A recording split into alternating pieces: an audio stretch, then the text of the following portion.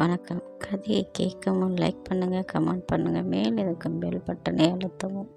வணக்கம். நான் நந்தினி. கல்லூரி இறுதி ஆண்டு படித்து கொண்டிருக்கின்றேன். எங்கள் வீட்டில் அப்பா மட்டும். அம்மா பல வருடங்களுக்கு முன்பே இறந்து விட்டார்கள். என்னையும் எங்கள் அக்காவையும் எங்கள் அப்பா தான் வளர்த்தார்கள். அக்கா படிப்பை முடித்துவிட்டு வீட்டில்தான் இருக்கின்றாள். எங்கள் அப்பாவிற்கு தங்கை இருக்கின்றார்கள். அவர்களுக்கு 3 மகன். முதல் மகன் சுஜய், 2ஆம் மகன் கார்த்திக், 3ஆம் மகன் சாயல்.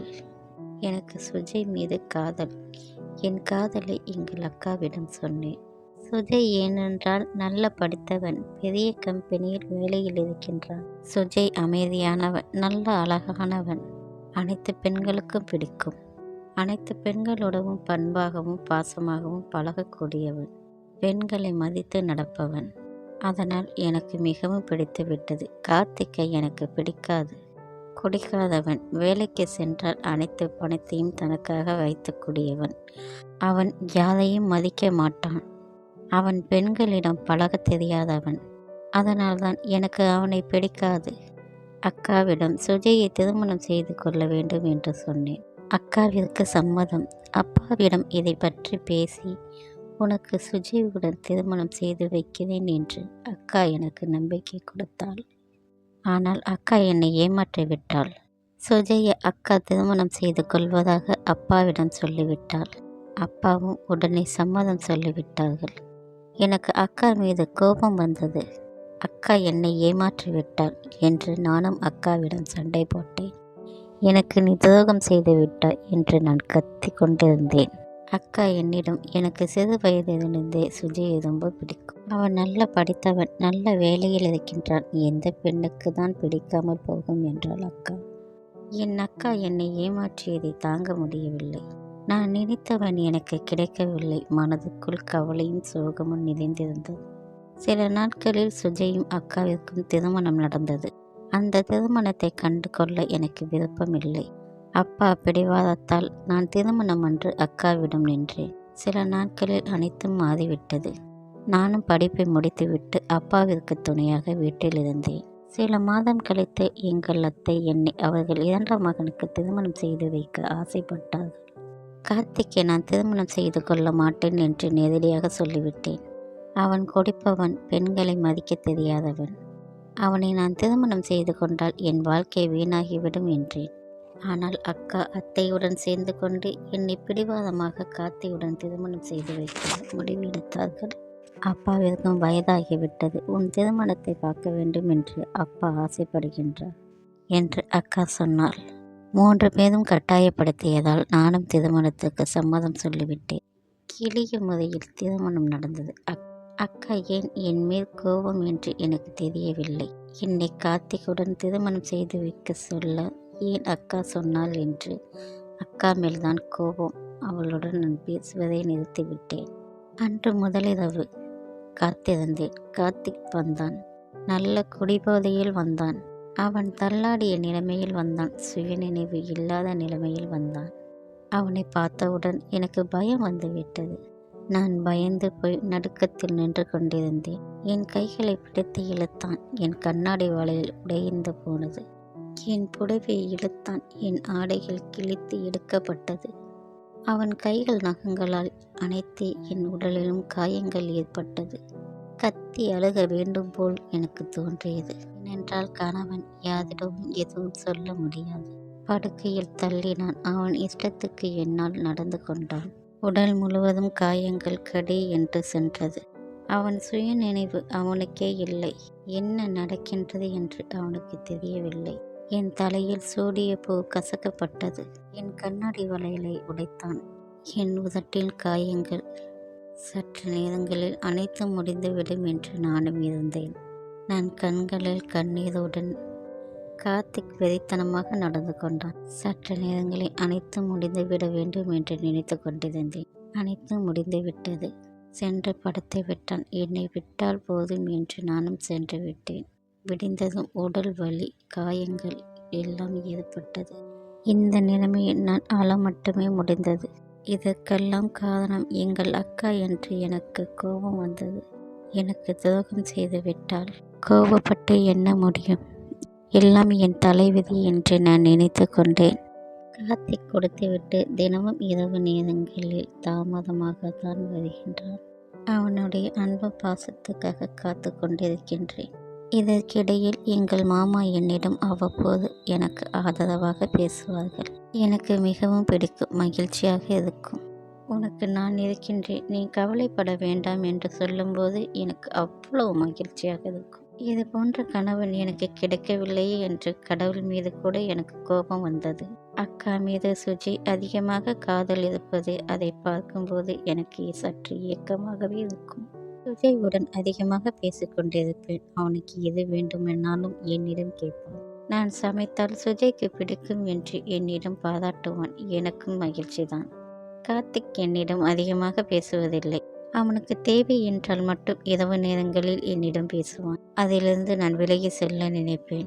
கார்த்திக் இப்போது நல்ல வேலை செய்கின்றான். பணத்தை என்னிடமும் வீட்டிலும் கொடுப்பதில்லை. என் தேவைகள் அனைத்தும் என் மாமா சுஜய் தான் பார்த்து கொள்கின்றார். அன்று இரவு நான் தூங்கிக் கொண்டிருந்தேன். என் காலில் யாரோ கைகள் பட்டது போல் தோன்றியது.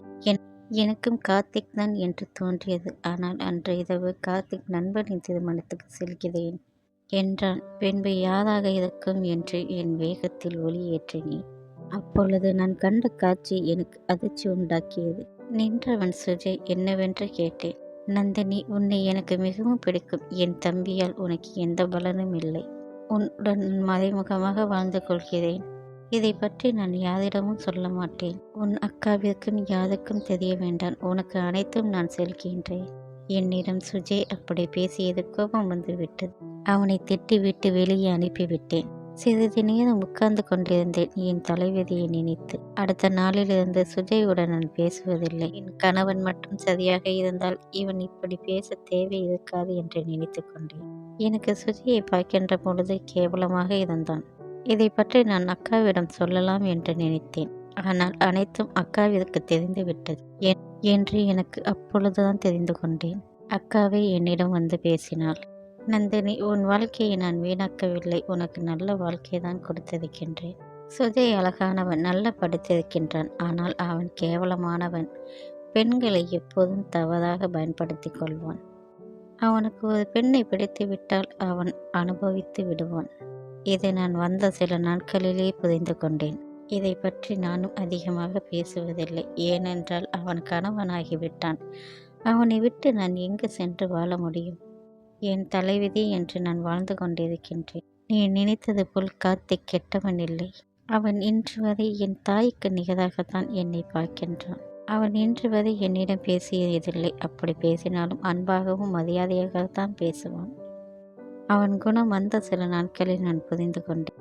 கார்த்திக் என்ன பிரச்சனை இருக்கின்றது, அதை என்னவென்று தெரிந்து கொண்டு நீ அவனை மாற்றி நன்றாக வாழ வேண்டும். இதுதான் என்னுடைய விருப்பம் என்றார். அக்கா அப்படி சொன்னதும் நானும் சற்று யோசித்தேன். கார்த்திக்கு என்ன பிரச்சனை இருக்கும் என்று. அன்று கார்த்திக்குடன் கேட்க வேண்டும் என்று விரும்பினேன். நானும் அதை பற்றி கேட்க கார்த்திக் சற்று மௌனமாக இருந்தான். நீங்கள் சொல்லவில்லை என்றால் நான் வீட்டை விட்டு வெளியே சென்று விடுவேன் என்றேன். கார்த்திக் பயம் வந்து விட்டது. தனக்கு நடந்த அனைத்தையும் என்னிடம் சொன்னான். 3 வருடங்களுக்கு முன்பு ஒரு பெண்ணை காதலித்தேன். வீட்டுக்கு தெரியாமல் அவளை நான் திருமணம் செய்து கொண்டு தனியாக வாழ்ந்தேன். எங்கள் அண்ணனின் திருமணம் முடிந்த பின் பெண்ணை பற்றி வீட்டுக்கு சொல்லிவிடலாம் என்று நினைத்தேன்.